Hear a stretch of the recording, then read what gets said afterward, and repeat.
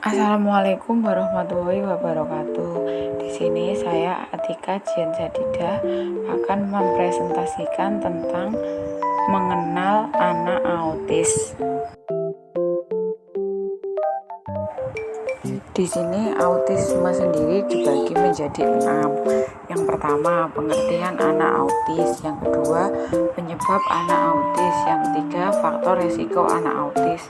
Yang keempat, penanganan anak autis. Yang kelima, ciri-ciri anak autis. Yang keenam, cara berkomunikasi dengan anak autis. Pengertian autisme. Autis merupakan gangguan pada perkembangan, baik itu komunikasi, interaksi sosial, maupun emosi yang ditandai dengan munculnya perilaku yang berulang.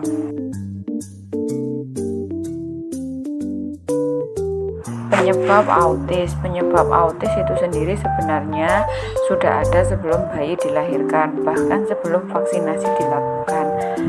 Seorang ahli embrio yaitu Patricia Rodier menyebutkan bahwa gejala autis disebabkan karena terjadinya kerusakan jaringan otak. Peneliti lain menyebutkan karena bagian otak untuk mengendalikan memori dan emosi menjadi lebih kecil dari anak normal.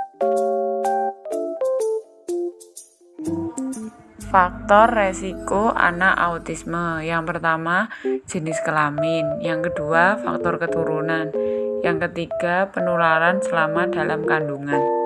Selanjutnya, faktor resiko anak autisme. Pengaruh gangguan lainnya, misalnya sindrom Down, distrofi otot, serta distrofi Rett.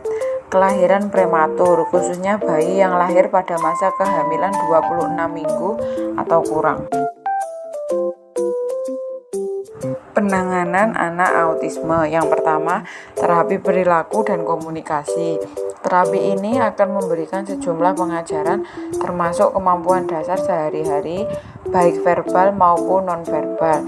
Contoh dari terapi perilaku dan komunikasi: analisis perilaku terapan, terapi okupasi, terapi wicara.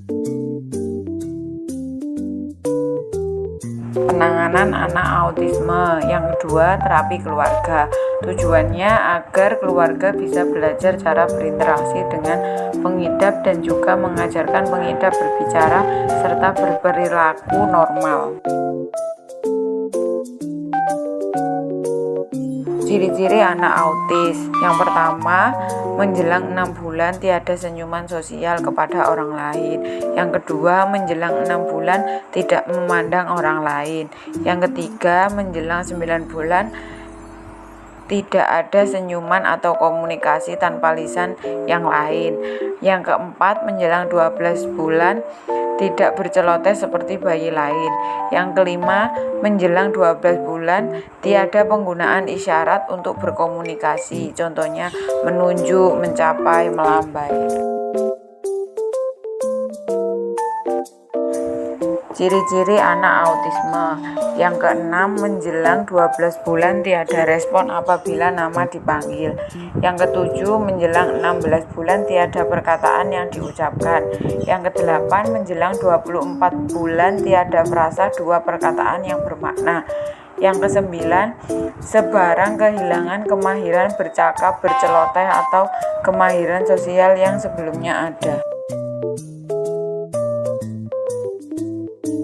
Cara berkomunikasi dengan anak autis. Yang pertama, menggunakan kalimat pendek dan jelas. Hindari penggunaan kalimat kompleks atau ambigu. Yang kedua, berbicara dengan tenang dan sabar.